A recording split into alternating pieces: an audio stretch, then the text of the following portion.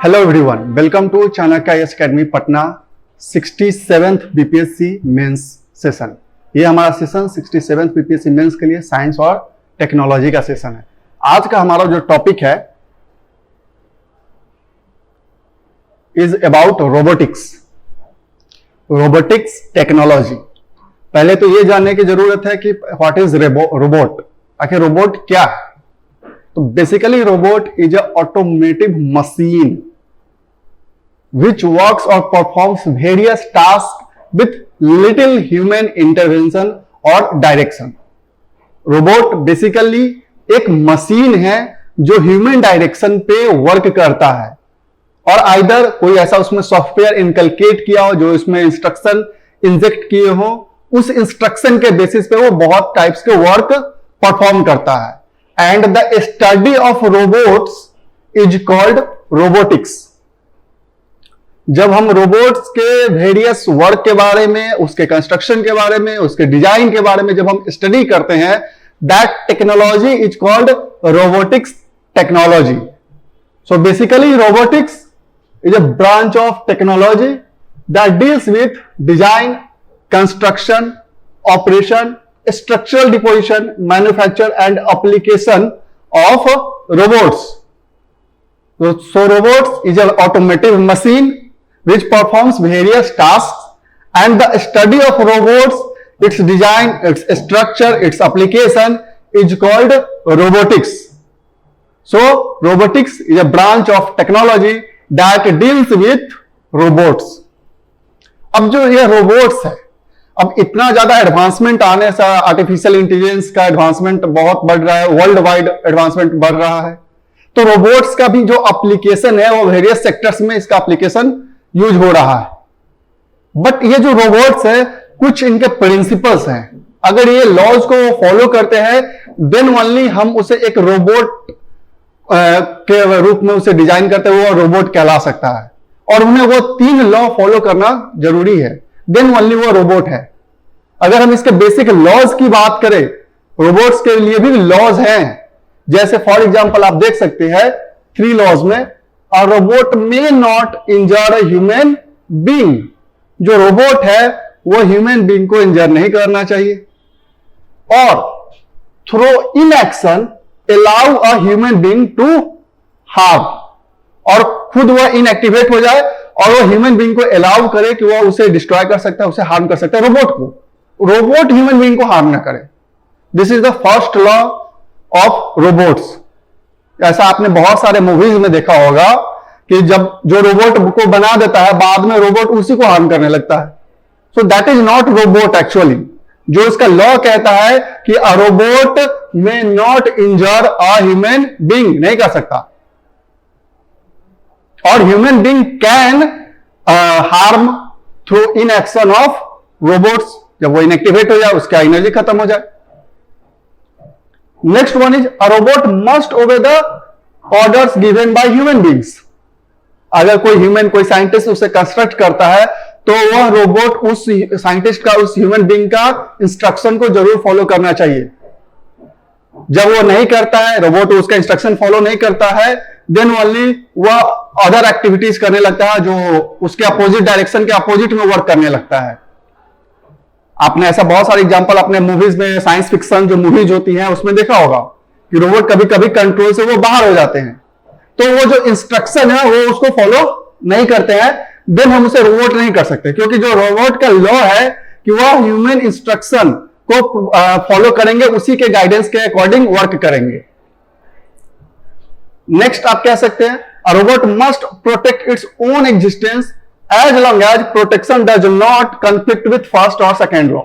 और जो रोबोट है वो खुद के एग्जिस्टेंस को भी प्रोटेक्ट करता है until unless ये दो जो लॉ है, फर्स्ट एंड सेकेंड लॉ, वह वायलेट ना हो।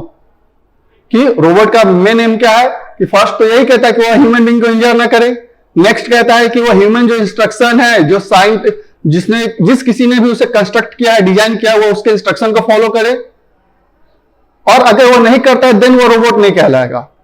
और थर्ड जो इसका लॉ है कि यह अपने भी एग्जिस्टेंस को प्रोटेक्ट करे जब तक यह दोनों लॉ को वो फॉलो कर रहा है। So basically a robot again is a robot is a automated machine which works or perform various tasks on human direction or little human intervention.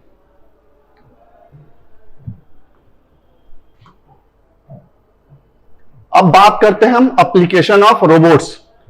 जो रोबोटिक है, जो रोबोटिक सिस्टम है, आज हर एक फील्ड में, चाहे वो मिलिट्री हो, इंडस्ट्री हो, मेडिकल फील्ड हो, एग्रीकल्चर का सेक्टर हो, हर एक फील्ड में, सोशल एक्टिविटीज के सेक्टर हो, हर एक फील्ड में आज रोबोट्स का यूज किया जा रहा है। और इसका बहुत सारे प्रोज और कॉन्स भी हैं। अगर even drone, your drone is also robot, a flying robot, जो डायरेक्शन पे, हमारे ही डायरेक्शन पे वो वर्क करता है। आप रिमोट कंट्रोल के थ्रू ड्रोन्स को ऑपरेट करते हैं। तो मिलिट्री में आजकल अगर मिलिट्री रोबोट्स की बात करें तो इनका जो यूज है वो बहुत सारे सर्विलांस सिस्टम के लिए भी यूज किया जाता है, अटैक्स के लिए भी यूज किया जाता है। ड्रोन का अभी आपने रिसेंट में देखा होगा, जम्मू में जो ड्रोन अटैक हुआ था, तो drone is also basically robot. तो मिलिट्री में सर्विलांस के लिए, अटैक्स के लिए, बहुत सारे ऑटोमेटेड आर्म्स और एम्यूनेशन को ऑपरेट करने के लिए भी इस रोबोट्स का एप्लीकेशन किया जा रहा है, यूज किया जा रहा है इन मिलिट्री और डिफेंस सेक्टर। इंडस्ट्री में भी इसका बहुत मास यूज हो रहा है। बहुत सारे ऑटोमेटिव सेक्टर्स तो ऐसे हैं कि जहां पे 50% जो वर्कर्स है आज रोबोटिक्स वर्क कर रहे हैं, वहां पे रोबोट्स के हेल्प से वहां पे वर्क परफॉर्म किए जा रहे हैं। तो आप देख सकते हैं क्यों वहां पे इसलिए इसका यूज बढ़ाया जा रहा है ताकि जो ह्यूमन रिक्वायरमेंट है उसको कम किया जा रहा है, जो वर्क डिले होते थे उसको कम किया जा रहा है, और कहीं ना कहीं ह्यूमन से ज्यादा इफिशियंटली ये वर्क करते हैं रोबोट्स। तो इंडस्ट्री के सेक्टर में भी रोबोट्स का जो एप्लीकेशन है डे बाय डे इंक्रीज किया जा रहा है। अब जिसके कारण ये भी इसका एक नेगेटिव इंपैक्ट भी है कि जॉब लॉसेस हो रहे हैं। जहां 10 आदमी मिलकर एक काम को करते थे, अब रोबोट की हेल्प से, एक रोबोट की हेल्प से वो 10 आदमी का काम वो अकेले रोबोट परफॉर्म कर रहा है। सो कहीं ना कहीं जॉब लॉसेस है, सो इसका नेगेटिव इंपैक्ट भी है, लेकिन इफिशियंसी भी बढ़ रही है। एग्जाम्पल में आप कोबोट्स की बात देख सकते हैं, कोलैबोरेटिव जो रोबोट्स आते हैं वो यूज किए जा रहे हैं। कंस्ट्रक्शन सेक्टर में भी रोबोट्स का यूज हो रहा है। अब इसके कारण अगेन यहां भी कंस्ट्रक्शन सेक्टर में जो वर्कर्स इंप्लॉयड थे वो कम होंगे, उनका रिक्वायरमेंट कम होगा, लेकिन वर्क ज्यादा इफिशियंटली परफॉर्म हो सकता है with the help of robots. तो जो फील्ड एप्लीकेशन है रोबोट्स का वो वेरियस सेक्टर्स में है। जैसे जैसे एडवांसमेंट आ रही है, हमारे आर्टिफिशियल इंटेलिजेंस बढ़ रहे हैं, रोबोट्स और अधिक इफिशियंट होते जा रहे हैं। सॉफ्टवेयर की हेल्प से वह ऐसे ऐसे वर्क परफॉर्म कर रहे हैं जो ह्यूमन जो लेबर है वो अच्छे से नहीं परफॉर्म कर पाते हैं, उससे भी उस वर्क को भी रोबोट्स जो है काफी अच्छे से ढंग से परफॉर्म कर रहे हैं। सो तो रोबोट्स का जो एप्लीकेशन है वो बढ़ते जा रहा है with the advancement in artificial intelligence. Agriculture sector में आप बात कर ले, एग्रीकल्चर सेक्टर में ड्रोन का ही एप्लीकेशन किया जाता है, ड्रोन का यूज किया जाता है। आप देखे होंगे कि इरिगेशन पर्पस के लिए, वीडीसाइड्स को हटाने के लिए रोबोट्स का यूज किया जा रहा है। तो जो ड्रोन एप्लीकेशन है रोबोट्स में भी, अभी एग्रीकल्चर सेक्टर में भी बड़े बड़े फील्ड पे जब हम इरिगेशन की बात करते हैं तो ड्रोन की हेल्प से कर सकते हैं। जो पेस्टिसाइड छिड़काव की बात करते हैं उसका भी हम यूज करते हैं ड्रोन, उसका भी वहां भी ड्रोन का यूज करते हैं। तो एग्रीकल्चर के सेक्टर में भी एग रोबोट्स, जिसका शॉर्ट में एग रोबोट्स दिया जाता है, वहां भी इसका यूज काफी ज्यादा एप्लीकेशन बढ़ा है।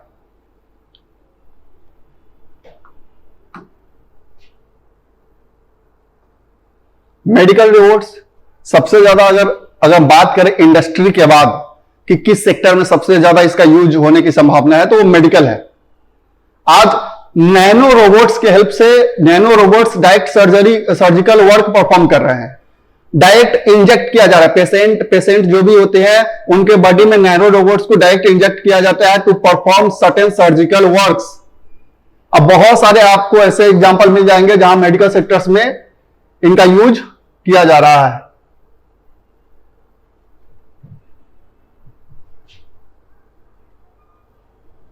जैसे आप देख सकते हैं da Vinci surgical system and हॉस्पी, ये कुछ ऐसे रोबोट्स हैं जो कि मेडिकल वर्क परफॉर्म कर रहे हैं।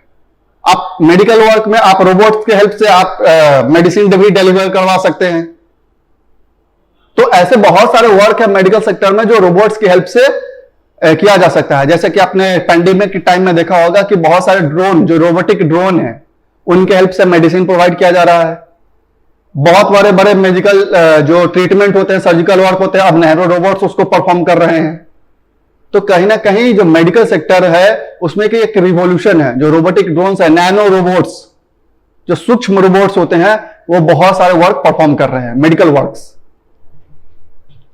रोबोट कम्बाट फॉर स्पोर्ट, अब बहुत सारे ऐसे स्पोर्ट्स भी डेवलप हो रहे हैं, रोबोटिक्स जो स्पोर्ट्स होता है। इवन रोबोट्स का यूज आप जो स्पोर्ट्स एक्टिविटीज करते हैं वहां पे भी वेरियस वर्क परफॉर्म करने के लिए रोबोट्स का यूज किया जाता है। रोबोटिक कैमरास, जो ड्रोन का यूज किया जाता है सर्वेलांस के लिए at the time of sports. तो ऐसे बहुत सारे फील्ड एप्लीकेशन जो है वो रोबोट्स के बढ़ रहे हैं। बट मेजर अगर एप्लीकेशन हम कहें तो मिलिट्री, इंडस्ट्री और मेडिकल सेक्टर में रोबोट्स का एप्लीकेशन काफी ज्यादा बढ़ रहा है। और हर जगह इसके कुछ प्रोज और कॉन्स थे। मिलिट्री में उससे अटैक बढ़ सकता है, टेररिस्ट भी उसको यूज कर सकते हैं। मैं इंडस्ट्री सेक्टर में देख रहे हैं कि वर्क परफॉर्म हो रहा है, बेटर इफिशिएंसी आ रही है, बट वहां पे अगेन जो ह्यूमन इंटरवेंशन है और उससे जॉब लॉस हो सकता है। एग्रीकल्चर सेक्टर में देख रहे हैं कि बहुत सारे ऐसे जॉब लॉस का एक मेजर खतरा है। इस रोबोटिक्स से जॉब लॉस एक मेजर इसमें इसका डायमेंशन है कि उससे खतरा है। और जब ये अनकंट्रोल्ड हो जाए अगर रोबोट और ह्यूमन इंस्ट्रक्शन को फॉलो ना करे, देन अगेन ये एक डेंजर साबित हो सकता है। अब बहुत सारे साइंटिफिक फिक्शन, जो साइंटिफिक मूवीज हैं, आप उसमें देख सकते हैं कि कैसे अगर वो जब कंट्रोल से बाहर हो जाता है तो कैसे वो अदर एक्टिविटीज करने लगता है, ताकि बहुत ज्यादा वो खतरनाक हो जाता है। अब अगर हम बात करें कंपोनेंट्स की, कि रोबोट्स में क्या क्या मेजर कंपोनेंट्स होते हैं, जैसा कि हम देखते हैं कि हमारे बॉडी में, human body, robot is also mechanised human. Robot is basically a mechanised human. जैसा कि हमारे बॉडी पार्ट में मेजर कंपोनेंट हमारे क्या है, हम हाथ से अपना वर्क परफॉर्म करते हैं, ब्रेन से सोचते हैं, हमारे जो सेंस ऑर्गन है उससे हम सेंस करते हैं, तो हमारे बहुत सारे बॉडी में ज्वाइंट्स हैं। तो ऐसे ही मेजर कंपोनेंट होते हैं हमारे रोबोट्स में। जैसे आप देख सकते हैं, first one is end effectors, basically are the hands of robot, जिससे वो वर्क परफॉर्म करते हैं। मैनिपुलेटर्स, आर्म्स ऑफ रोबोट, जैसे हमारा आर्म्स होता है, हैंड होता है, और जहां पे ज्वाइंट भी होता है हमारे वर्क में। एक्यूटेटर्स, रोबोट्स मसल्स एंड ज्वाइंट्स, जो डिफरेंट उसके पार्ट्स होते हैं, वो जैसे हमारे मसल्स होते हैं और बोन्स कनेक्टेड रहते हैं, वैसे ही रोबोट्स में डिफरेंट पार्ट्स होते हैं, आर्म्स होते हैं जो ज्वाइंट से जुड़े रहते हैं। Controller, the brain of robots, this is the major component of robot. जैसे हमारा ब्रेन ही हमारा सारा एक्टिविटी कंट्रोल करता है, ठीक उसी तरीके से जो सॉफ्टवेयर होते हैं, जो सॉफ्टवेयर डेवलप किए जाते हैं कि ताकि रोबोट्स में इनकलकेट किया जा सके, उस सॉफ्टवेयर में जो जो instruction, basically that software is the brain of robot. तो जो जो इंस्ट्रक्शन उसमें इनपुट किए जाते हैं, उसी इंस्ट्रक्शन के अकॉर्डिंग वह वर्क करता है। और जिसमें सेंसर्स लगे होते हैं, वह सेंस करता है कि अगर सामने वाला हमको क्या बोल रहा है, देन उस सेंस के थ्रू ब्रेन से उसके बाद इंस्ट्रक्शन जाता है, देन वह वर्क को परफॉर्म करता है। और जब यही ब्रेन, यही सेंसर सही से वर्क करना बंद कर देता है, तब वह ह्यूमन कंट्रोल से बाहर हो जाता है।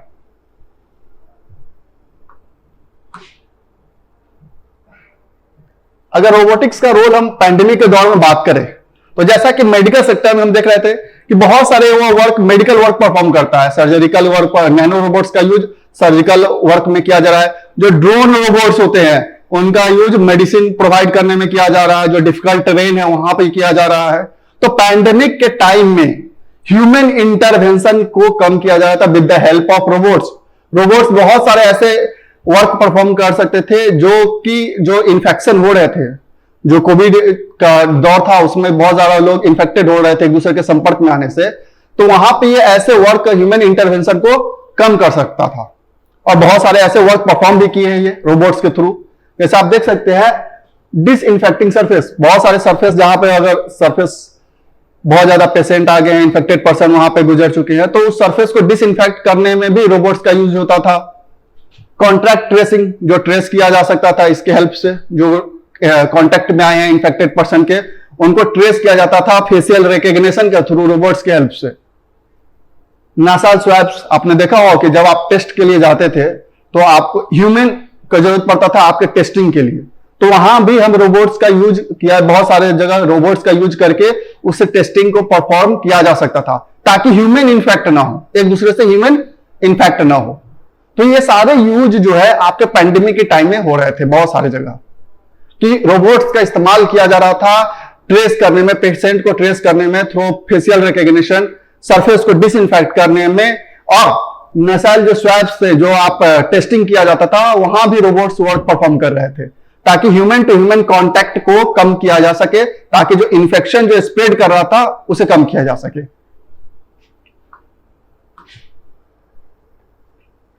मेडिकल डिलीवरी आप देख सकते हैं, जहां हम जैसे पैंडेमिक का दौर था तो बहुत सारे जगह हम जैसे हम बात कर रहे थे कि जो रोबोटिक ड्रोन्स होते हैं उसके हेल्प से मेडिसिन प्रोवाइड किया जा रहा था, जो इंपॉर्टेंट वैक्सीन होते हैं वो भी प्रोवाइड किए जा रहे थे with the help of robots. तो जो रोबोट्स का जो एप्लीकेशन है वो वाइड रेंजिंग एप्लीकेशन हो सकता है। स्पेशली आप देख सकते हैं इसका एग्जांपल चाइना के जो वुहान सिटी में जहां पे ये इमर्ज हुआ था, वहां पे cloud minds robot use to deliver food, drink and medicine to patients. वहां पे ये क्लाउड माइंड्स रोबोट्स का यूज किया जा रहा था कि फूड डिलीवर कराया जा सके, मेडिसिन डिलीवर कराया जा सके, और जो कुछ अदर एसेंशियल कंपोनेंट्स होते हैं, इक्विपमेंट्स होते हैं, उसे भी डिलीवरी करवाया जा रहा था through these robots, social robots. अब चूंकि पूरा का पूरा वर्ल्ड पैंडेमिक से ग्रस्त था तो आइसोलेट हो चुके थे लोग, यहाँ पे लॉकडाउन लग चुका था, तो ये सोशल रोबोट्स यहाँ पे अपना काफी वर्क परफॉर्म कर रहे थे। खासकर जो ओल्ड एज पीपल थे उनके लिए ये सोशल रोबोट्स काफी ज्यादा हेल्पफुल था, ट्रीटमेंट प्रोवाइड कर रहा था। सोशल को अब चूंकि आइसोलेशन था तो एक दूसरे से कांटेक्ट में नहीं आ सकते थे, तो ये बहुत सारे खासकर ओल्ड एज पीपल के लिए ये बहुत ज्यादा यूज में था उस समय। देख सकते हैं in the time of isolation and quarantine social robots can help people provide social stimulation and interaction in addition to providing reminders to follow the treatment regimes. और वो रिमाइंड भी करते थे कि आप अपने ट्रीटमेंट रिजिम्स को फॉलो करते रहिए, जो नॉर्म्स है उसको फॉलो करते रहिए, जो पैंडेमिक के नॉर्म्स थे, जो आइसोलेशन नॉर्म्स थे उसको फॉलो करते रहिए। तो सोशल अवेयरनेस में भी रोबोट्स की हेल्प से ये वर्क्स किए जा रहे थे। तो पैंडेमिक के दौर में हमने देखा था कि रोबोट्स का काफी एप्लीकेशन हो सकता था, ताकि जो इंफेक्शन बढ़ रहा था कोविड का उसे कंट्रोल किया जा सकता था। आप जो रोबोट्स है वह ह्यूमन इंटरवेंशन को, ह्यूमन टू ह्यूमन कांटेक्ट को कम कर सकता था वेरियस फील्ड्स में। अब द नेक्स्ट जो हमारा इसमें एक टॉपिक है वह है fourth industrial revolution and robotics. अब जो फोर्थ इंडस्ट्रियल रिवॉल्यूशन होने वाला है, जैसे इंडस्ट्रियल रिवॉल्यूशन फर्स्ट, सेकेंड और थर्ड हुआ, अब जो एरा है वो फोर्थ इंडस्ट्रियल रिवॉल्यूशन का है। और this fourth industrial revolution basically based on technology and artificial intelligence. जहां पे यह जो रोबोट्स है, जैसा कि हमने इंडस्ट्री के सेक्टर में एप्लीकेशन देखा था, तो ये काफी ज्यादा इंडस्ट्री में इसका वाइड यूज एप्लीकेशन हो रहा था, खासकर ऑटोमेटिव सेक्टर्स में। तो जो फोर्थ इंडस्ट्रियल रिवॉल्यूशन होने वाला है, यहां पे जो रोबोट्स है वो काफी एक मेजर रोल प्ले करने वाले हैं। This fourth industrial revolution is term described present in technological age। अब जो ये एज आने वाला है इंडस्ट्रियल रिवॉल्यूशन का, वो टेक्नोलॉजिकल बेस्ड होगा। वहां पे लैक्स ऑफ ह्यूमन नहीं, और single robot can perform various task. जो 100 आदमी मिलकर एक काम कर रहे थे, अब एक रोबोट वो 100 आदमी का काम करेगा। टेक्नोलॉजिकल एप्लीकेशन होगा, सॉफ्टवेयर अपडेशन के थ्रू बहुत सारे वर्क्स को अब इजिली किया जा सकता है। तो जो हमारा फोर्थ इंडस्ट्रियल रिवॉल्यूशन का कॉन्सेप्ट है, वहां पे रोबोट का एक मेजर एप्लीकेशन होने वाला है। Even as described by founder and executive chairman of World Economic Forum Carlos Schwab, the fourth industrial revolution is a technological revolution that will fundamentally alter the way we live, work and relate to one another. जो fourth industrial revolution आने वाला है वह हमारे रहने के तरीकों को, ह्यूमन टू ह्यूमन कॉन्टैक्ट को, हमारे वर्क के तरीके को, सबको वह बदल देगा। Because this is going to be a technological revolution, जहां पे अब आदमी कम वर्क परफॉर्म करेंगे, जहां पे अब रोबोट्स का ज्यादा एप्लीकेशन होने वाला है। सो फोर्थ इंडस्ट्रियल रिवॉल्यूशन बेसिकली अब यह टेक्नोलॉजिकल रिवॉल्यूशन है, जहां पे रोबोट्स मेजर रोल प्ले करने वाले हैं। आप देख सकते हैं जो इवोल्यूशन हुआ है इंडस्ट्रियल रिवॉल्यूशन का, फर्स्ट जो इंडस्ट्रियल रिवॉल्यूशन हुआ था स्टीम बेस्ड मशीन्स थे। स्टीम बेस्ड इंडस्ट्रियल रिवॉल्यूशन हुआ था, वहां जो एनर्जी जनरेट हो रहा था वह स्टीम के थ्रू जनरेट हो रहा था, देन वर्क परफॉर्म हो रहे थे। आफ्टर दैट अगेन रिवॉल्यूशन होता है, second industrial revolution, and this second industrial revolution basically based on electrical energy based mass production. वहां पे इलेक्ट्रिकल एनर्जी का यूज हो रहा था वहां पे प्रोडक्शन एक्टिविटीज करने के लिए। नेक्स्ट थर्ड इंडस्ट्रियल रिवॉल्यूशन आता है। This third is basically based on computer and internet based knowledge. This is also based on artificial intelligence, क्योंकि कंप्यूटर एडवांसमेंट फर्स्ट टाइम हमारे थर्ड इंडस्ट्रियल रिवॉल्यूशन में देखा गया था। इंटरनेट का wide use application third industrial revolution में आया था। लेकिन अब हम इस कंप्यूटर और इंटरनेट से भी बहुत 2 कदम आगे जाने वाले हैं, जहां पे artificial intelligence, cloud computing, edge computing, big data का कॉन्सेप्ट यूज होने वाला है in the fourth industrial revolution, जहां पे robotics, nano technology, biotechnological application use होने वाले हैं। So this fourth industrial revolution is basically a revolution of artificial intelligence and information technology, जहां पे AI और IT काफी ज्यादा मेजर एप्लीकेशन होने जा रहा है। सो बेसिकली एक रिवॉल्यूशन है कि फर्स्ट में steam based, second one is electrical based, third one is computer and internet based, and fourth is going to be a revolution in industry sector which is based on artificial intelligence and internet of things. So ये हमारा था robotics के regarding. So that's all for today, thank you.